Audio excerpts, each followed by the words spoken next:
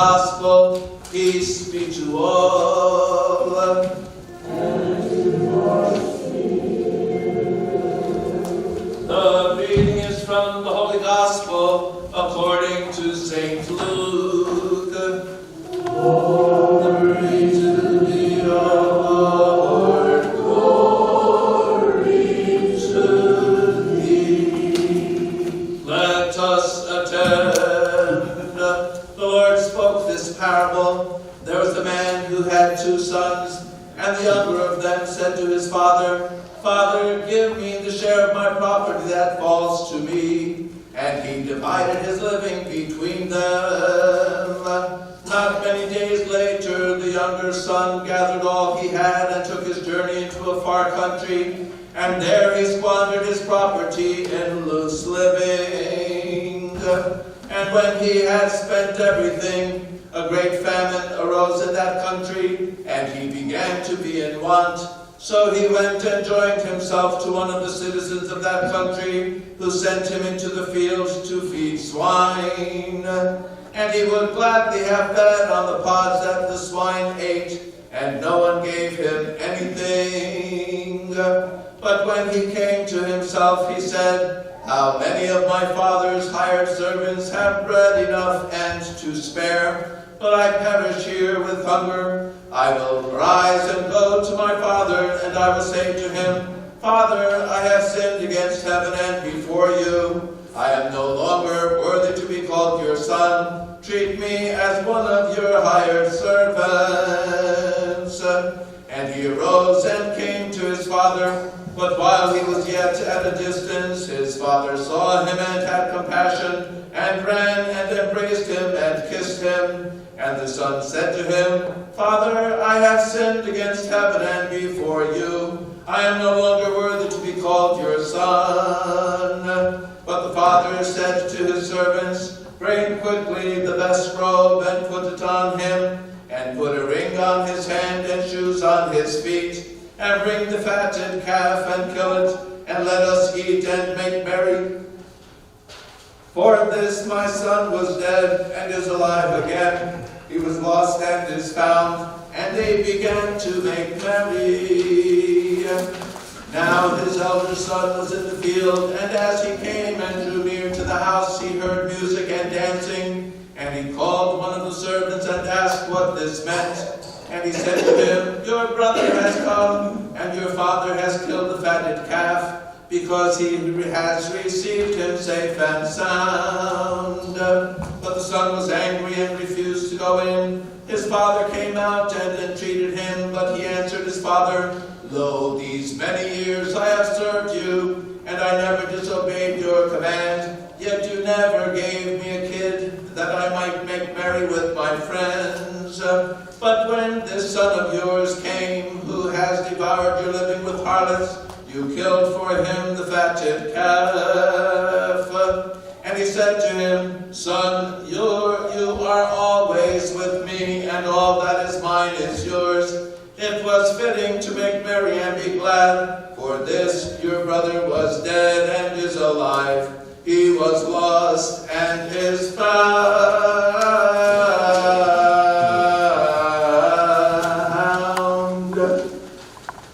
Glory to thee, O Lord, glory to thee. Glory to Jesus Christ. In the name of the Father, and of the Son, and of the Holy Spirit. Amen.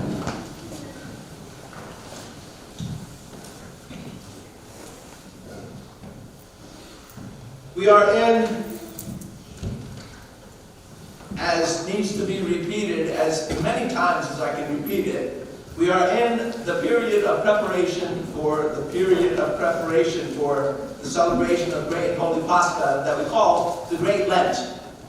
And preparation really is maybe the key word to anything that we're going to do in life, and especially when we're going to be going on a journey. It is particularly important that we be paying attention, that we be preparing. In this morning's gospel lesson, we see a couple examples of how preparation may work in our lives. We see the young son who was very inexperienced with the things of the world, and he really didn't prepare much at all. And man, can I relate to that young man. Because he took everything he had and he lived for the moment. He lived for the day. He didn't think very far down the road. He didn't consider that bad things might happen when he went out there. He just went out and had a good time, totally unprepared for what was about to come. To a day where he would be eating not even as well as the pigs. That's pretty bad. So, we see, on the other hand, what might be missed if we don't take note of it.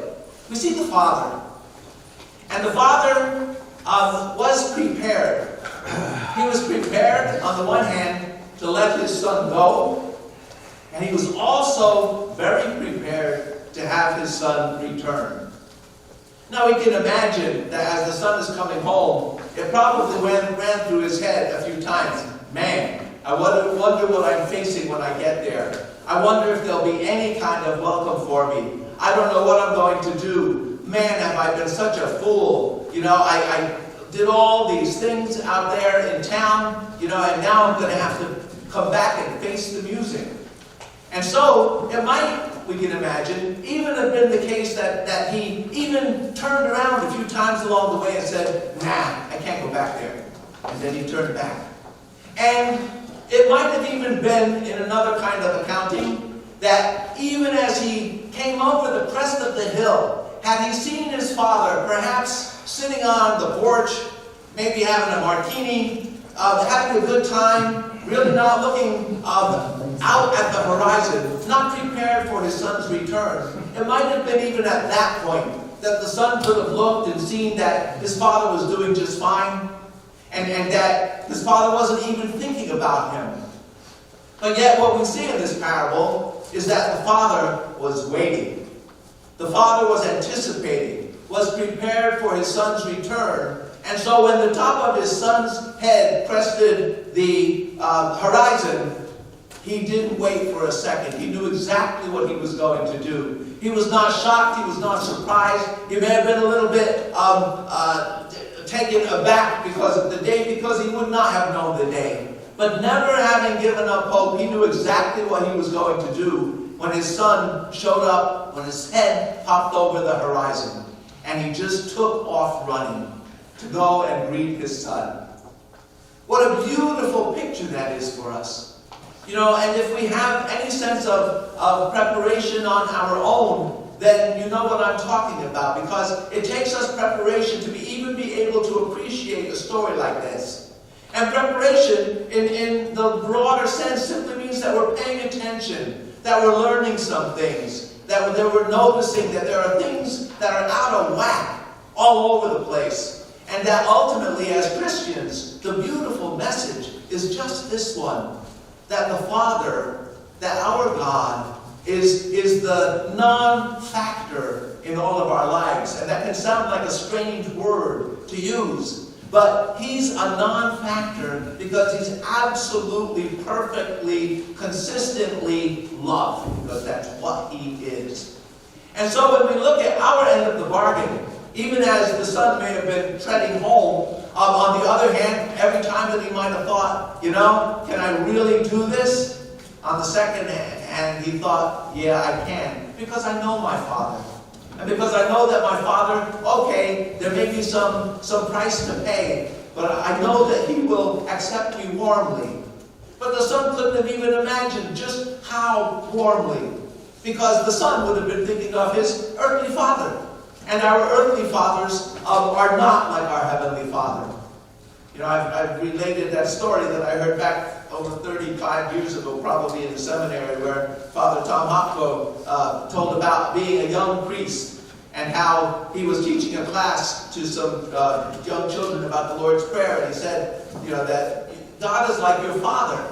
Only to find out after the class was over that one of the children lived in a household where the father was regularly beating, abusing the child.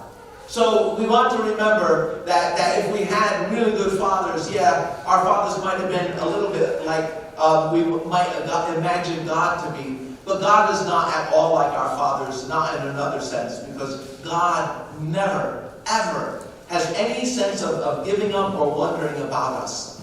Because God is pure love. And so that takes a little bit of the burden off of us. Because we need not have any at all thought or concern about what God's disposition is toward us. Because it is always perfect love. And so we can concentrate on what our job is. How are we walking the path? What direction are we going in? Have we taken, some of what was ours and kind of blown it in some kind of prodigality and just kind of wasting it away? And most of us, if we're going to look and see that the things of this world, as we spend our time going through life, we continue to discover that none of the things that we thought were going to pay off, that would seem so real in this life, are really doing that. The older we get, the more we find out it's all leaving. It is all illusion. It's all shadowy stuff that's disappearing. And so, even more increasingly then, we get to start to focus on the reality that this God, who I just said we don't have to think about at all, is the constant in existence itself. And so for us, all we need to do is go back to Him. And how many times do we return from wherever the slop of our lives is? Every single time that we need to. And there's no getting worn out about that. It's a very beautiful thing. In fact, as we get older, we may even discover that we have more energy in that path as our recognition of the reality of our dilemma. When we invest in this world and we think that this world has something to do with our lives. Oh, it has something to do with the transport of our coming into the world, coming into being, and then discovering and moving toward God. But no, our preparation is all about the absolute one truth reality of existence, and that's the triune God. How beautiful is that? We need to be concerned with nothing else. Those other things will take care of themselves. We know that. We know that. We have to have jobs. We have to, put some food on the table. That we know and that we're doing. The part that we're not doing so well is what I just mentioned.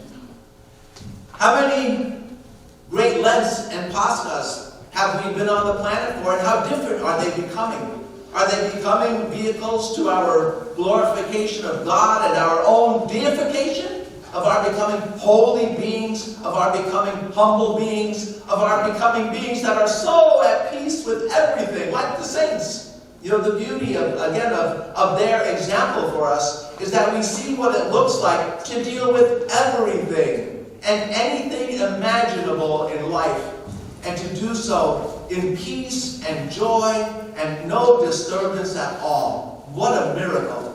And yet it's that miracle that we're made for. It's that miracle that we are created in the image and likeness of. And so we get the fast. We get Great Lent. We get weeks of preparation before. We get to notice that it's a special time of year when we don't have divine liturgies during the week. When we have pre-sanctified liturgies to give us that food of immortality, even though we're not having divine liturgies celebrated. Where the bread and wine are consecrated to become the body and blood of Christ. Nonetheless, the church knows and the fathers knew that we would not be able to get through this time of struggle without the very food of immortality, that immortal medicine for us. And yet we kind of act as though that's not real or true. We kind of go through our lives just letting these things come and go, as though the seasons are about bunnies. And maybe I don't know, remembering some relatives that used to be here that aren't here anymore. Well, brothers and sisters, this year can be totally different for any one of us who chooses that it will be so. And again, I say these things from real experience. I know what it's like to try and to fail all the time, over and over again. I ate 3 times at Chick-fil-A yesterday. Not that that necessarily has anything to do with what I just said, but it does.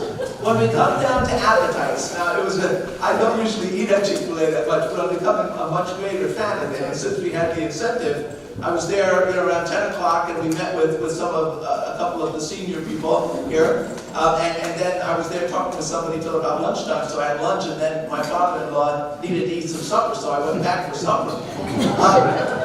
So our bellies, our appetites, those things that seem so inconsequential, and the church even tells us it's not about food, but it absolutely begins with food. It absolutely begins with every single little detail of what's given to us for our salvation, to work and to struggle, to be able to be prepared. Because ultimately, as it says in today's bulletin, what we're preparing for is not Easter. We're preparing for our Passover. We're preparing for the moment that we will get to look into whatever we would call it, of the divine being, the God, Jesus Christ, however that will come to us when we leave this world. That's what we're preparing for. That's what every single fast that's recommended to us is about.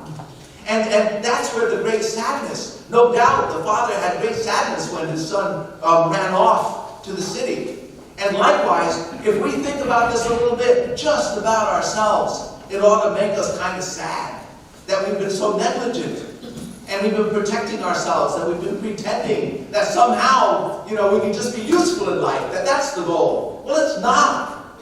Because no matter how ultimately useful we are, including all the saints, they're gone.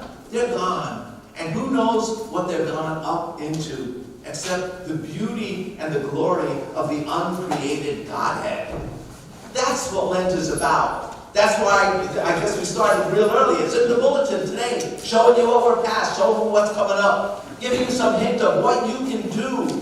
Because if you keep doing the same thing, as we know, then you'll keep getting the same thing out of the fast. And if one of the things you notice about the coming and going of the years of our Lenten struggle, if we can even call it that for many of us, is that we haven't really taken advantage of it at all, and hence have not moved very far. And if it were to be that my time, on the planet were to end right now, I don't know how prepared I'd like to be. I like to think that maybe 40 days, 49 days, counting Holy Week, will somehow perhaps render me a little bit more open, a little bit more willing, a little bit more God-like, by the time I get there. So take this great Lent and these few weeks that we have left, a couple weeks before it actually comes, to prepare yourself, to look and say, what can I do this year? How can I better approach this fast? Not because God needs it, because again, God's perfectly okay with everything, but because I need it, because you need it, because it's what we're made for, and we have the perfect vehicle and the perfect tools to prepare and to run this race. Let us ask and pray that we will not waste it, but that we will make use of it to God's glory and to our salvation. Amen.